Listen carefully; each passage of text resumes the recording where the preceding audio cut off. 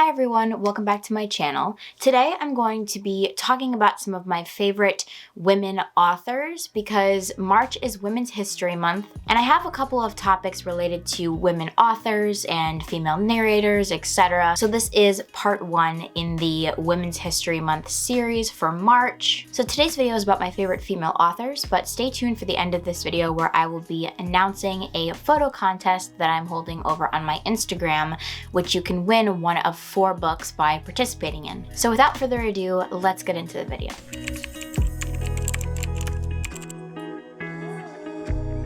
So I would say that the majority of my reading is women-authored books. I love books about women characters, about women's issues and their stories, and I feel that I can get so much more out of these kind of stories versus a male-authored story or a book centering around a male character, because the characters are so much more relatable. I can understand the struggles that they're going through, and I personally just enjoy hearing about women's stories more. So that being said, I have quite a few female-authored books that I love, but in today's video, I just want to talk about some female authors that I really like, and the caveat being that I enjoy multiple books by these authors. So the first author I want to talk about is Ariana Hardwicks. So Ariana Hardwicks is an Argentinian writer, and Charco Press actually publishes all of her books in translation, but this is a complete trilogy of sorts, which I just received tender in the mail yesterday, which is so exciting. But I have Die My Love, Feeble-Minded, and Tender. Die My Love was the first one I read, which follows a woman who is dealing with some postpartum depression, postpartum psychosis, etc. She really is unable to be a mother, and it is a very intense book, but I picked this one up first and absolutely loved it, and then immediately picked up Feeble-Minded, which is about a relationship between a mother and daughter, and then I just got Tender in the mail, and I don't know much about this at all, but I know that all of these center around motherhood and womanhood, and that is very much up my alley. So not only are these women authored, but they are female-centric and discuss women's issues, and I love them, and the covers are just absolutely stunning. Charco Press does such an incredible job with cover design. I love them. So I love Ariana Hardwicks. She is incredible, and I highly recommend picking up any of these. Well, I haven't read Tender yet, so I will let you know about that one. But I highly recommend this one at least if you are interested in discussions of motherhood. Moving right along to yet another Argentinian author, we have books by Mariana Enriquez. So Enriquez has 2 short story collections that have been translated from Spanish to English. The first is Things We Lost in the Fire, and the second is The Dangers of Smoking in Bed. Both of these are horror short story collections which kind of center around Argentine folklore and myth and combine those elements with more real-life horrors. I love the way Enriquez writes. Her stories are so captivating and horrifying and creepy. Enriquez is incredible at unnerving and unsettling the reader. I read both of these in 2021. This one I gave 5 stars and this one 4 stars. I basically just determined that based on the ratings that I gave each individual story. However, this one still had some like 3-star ratings and I think maybe 1 2-star rating, but overall I felt it deserved a 5-star. But honestly, both of these are absolutely incredible. I just have a preference for this one personally, but I know lots of people who prefer this one too, so it's totally up to your preference. But both of these have very similar themes and discussions, but still each story feels unique and new and interesting. So if you're interested in horror short stories or are learning about Argentine folklore in a very interesting new way, I would highly recommend anything by Mariana Enriquez. Next up, we have an author that I read 2 books from in 2021. Most of her stories feature queer women as their main characters, and that author is Kyra Arnett. Arnett herself identifies as a queer woman, so these are very much own voices kind of stories. Mostly Dead Things follows a woman named Jessa Lynn Morton who has taken over her father's taxidermy business, and the story is about the dynamic of her family after her father has died and how she feels like she has to step up to the plate and sort of take the role of her father, which doesn't allow her room to be herself, to fall in love, to be vulnerable, any of that. She just has to be this solid pillar that everyone can fall back on. It is a very weird book because it is focused on a taxidermy business, and taxidermy is such a large large part of the book, but it wasn't overwhelming, it wasn't gross particularly, and it really brought a very new and interesting plot device into this book because I've never read anything like that. So it felt like a very strange, odd kind of book, but the central themes are focused on family dynamics and a queer woman trying to find her place in the world. So it is a very, very fascinating, interesting book, and I really, really liked it. And like I said, it was very strange and weird, and I'm definitely here for that. Side note, this very much feels like a summer book to me because I read it in summer and it takes place in summer, so that's just the vibe that I'm getting from it. But either way, this is a fantastic book, and I really, really love this one especially, but With Teeth was also very good. This follows a woman named Sammy who is a mother to a little boy named Samson who is troubled, he's struggling, she's struggling to deal with parenting him, and she's also struggling with her relationship with her wife. So it's very much focused on a queer relationship and marriage and how queer women are parenting their son. So even though I can't personally say this, I've heard from a lot of people that this does represent queer women in a very realistic light, so that is great. But I had so much fun reading these, and I really, really like Kristen Arnett. Even though I tried to read her short story collection, Felt in the Jaw, and I did not like it, didn't vibe with it, but I think she is a master at creating characters throughout a longer book and helping us to grow attached to them and learn their stories. I just wasn't a fan of her short form stuff, but these two books are amazing, and I still highly recommend Kristen Arnett's work, even though there's a book by her that I didn't super love, but I did really like these. So that is Kristen Arnett. Next up is one of my most beloved female authors, and that is Carmen Maria Machado. The first book I read by Machado was Her Body and Other Parties. A lot of people categorize this as horror. I didn't find it super horrifying, but I think there's definitely elements of fantasy, science fiction, horror, comedy. All of these different elements are combined into the short story collection, yet it still feels very unified. So the back says, here are 8 startling stories that map the realities of women's lives and the violence visited upon their bodies. And that really is a perfect way of describing it. And the second book I read by her was In the Dream House, which is a memoir. So this book focuses mostly on an abusive relationship that Machado went through, and it does it in a set of vignettes based on different tropes related to the dream house as a concept. So it is a very experimental, conceptual kind of book, but at the same time extremely hard-hitting on the topic she's trying to talk about. So it's a very painful read, but it's also just absolutely fascinating how she constructs this memoir. This book is absolutely a work of literary genius, and I love it so much. Both of these books are absolutely incredible, and Machado is one of the most, if not the most, creative author that I have ever read. So if you haven't read anything by Machado, please pick one of these up. They are amazing. All right, moving right along, we have a classic author that is one of my favorite authors of all time, and she is Shirley Jackson. So Shirley Jackson wrote a lot of books, but some of the more well-known ones would be The Lottery and Other Stories, or just The Story, The Lottery in general. And of course, she is very well known for books like We Have Always Lived in the Castle and The Haunting of Hill House. I first came across Shirley Jackson when I was taking a English 102 class, I believe, where I had to read The Lottery in the class and talk about it, annotate it, write a paper about it, etc., think about it critically.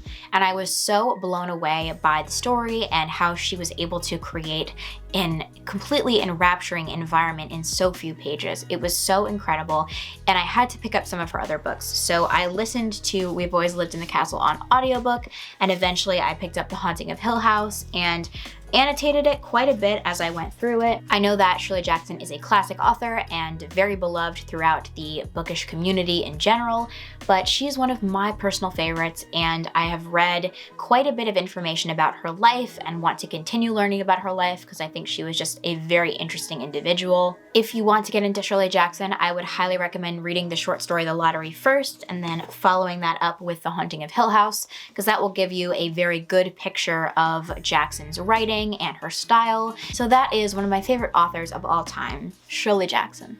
All right, let's shift directions entirely. We have an author that writes nonfiction books and is still one of my favorite female authors of all time because the way she writes nonfiction and the topics at hand are so interesting. And she is Caitlin Doughty. So her first book is called Smoke Gets in Your Eyes, and I don't own this one, but I did really like it. I do own the other 2 books that she's written, which are Will My Cat Eat My Eyeballs, as well as From Here to Eternity. From Here to Eternity follows Caitlin Doughty as she travels worldwide to try to learn information about different death practices around the world. It also has a lot of beautiful illustrations throughout and just kind of gives information about how different areas in the world and different cultures deal with death. And this one is basically a collection of answers to questions that Caitlin Doughty has gotten from children about death. So this is not a children's book necessarily, but having pictures and the way that the questions are answered and the book is structured makes it feel sort of like a children's book in a way. So much of Caitlin Doughty's message is about destigmatizing death and having a positive connotation with it. And I think both of these books definitely achieve that goal, or at least they did for me. So even though these books definitely involve like a lot of factual information, they're not hard to digest and the language is not overly complex or anything like that, so they're very easy to read. And I read this one in like a day because I was so sucked in by all of the information and the writing style. I just loved it so much. So if you're interested in those topics and looking for a very new and interesting kind of nonfiction book, highly recommend Caitlin Doughty. And then finally, we have probably my favorite author of all time. She is an author of a middle grade series that my boyfriend got me into, and we're currently obsessed. I own a lot of books in this series, and that is, of course, the Wings of Fire series by Tui T Sutherland. So I say she's my favorite author of all time because I love every single one of her books. There are some that I love more than others, but consistently, she is an incredible writer. She's incredible at storytelling. So even though I wouldn't necessarily put any of the Wings of Fire books as my top books of all time, they're definitely up there. And I feel like overall as an author, Tui T Sutherland is probably my favorite. So this is the first book in the series, which is called The Dragonette Prophecy, and there are currently 14 books in the main series, as well as several kind of extensions or legends books, and some other miscellaneous books. So these books feature a lot of adventure, a lot of friend dynamics, relationship dynamics, family dynamics, etc. All of the tribes are matriarchal, which is really, really awesome to see. There's a lot of great representation of many different kinds in this series. And overall, it is so much fun and so addicting to read, and I would say give it a try, even if you're not someone who usually reads middle grade. I feel like these are very elevated. They don't feel super childish to me, even though they're marketed towards and are for younger kids. And I think Sutherland is one of the most talented writers that I have ever come across. So that is Tui T Sutherland. So those are some of my favorite women authors.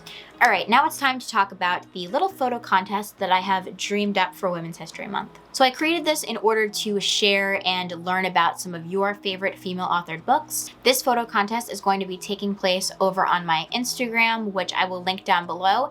At the time of posting this video, my post for the contest will be up. But all you have to do is post a photo with one of your favorite female authored books, along with a caption that discusses why it's your favorite female authored book and what the book means to you. So if you decide to participate in this contest, please use the hashtag #PerpetuityPhotoContest in your description. So let's talk about the prize for winning this contest. So I'm going to be giving away one of 4 books, and the winner will be able to choose which of these books they want to receive. This is not a randomly chosen giveaway as I've done in the past. Instead, I will be looking at the photos and the captions describing what the book means to you, and I will be choosing based on that. But once I choose the photo/caption that I think deserves a win, that person will have the option of 4 different books that are some of my personal favorite female authored books that relate to women's stories, and I will send one of these books to the lucky winner. The first book you might be able to receive is In the Dream House by Carmen Machado, which I just talked about. Incredible book, very creative, focused on queer relationships and trauma. Amazing book, very well written, and a wonderful option. Next, we have a Korean translated book, Kim Ji-young, born 1982, by Nam-joo. So this book follows a young woman named Kim Ji-young who is sort of a stand-in for every woman in South Korea trying to navigate womanhood. And it follows Kim Ji-young from her childhood to the present, where she is married and has a child, and talks about the various problems that she encounters because she is a woman all the way through her life. This book also has some nonfiction tie-ins where the author will actually cite a study to kind of back up what is happening in the book. And that tells the reader that everything that's going on is very much real, and it creates a very enraging story. The third option is a Japanese translated book called Breasts and Eggs by Mieko Kawakami. This is a very punk feminist book about womanhood and motherhood. The first section talks about a woman who wants to get breast implants and her daughter who is just coming into her own as a woman and hates the idea of her body changing and hates the fact that her mother wants to get breast implants. The second section is about the woman's sister who has decided she does not want to have children at all and actually starts to question that fact and look into how to go about having a child without having a husband or a man in her life at all. So it's a very nuanced look at womanhood and motherhood and the potential pitfalls and triumphs of both things. This book is absolutely incredible, and this is the third option. And the fourth and final option for the giveaway is The Secret Lives of Church Ladies by Deesha Philyaw. This is a short story collection which focuses on the lives of Black women within the church and talks about the struggle to reconcile one's identity with faith, whether that be gender identity, sexuality, Blackness, etc. So this is very much a book about intersectionality and religion, and it is an amazing collection of short stories. It is gripping. I read it all in one day because I could not put it down, and this is the fourth option for the giveaway. So I gave multiple options for this giveaway because I wanted people to have the choice, and I know a lot of these books are pretty popular and a lot of people have read them, so I didn't want anyone to feel like they couldn't participate in this contest if they've already read the book.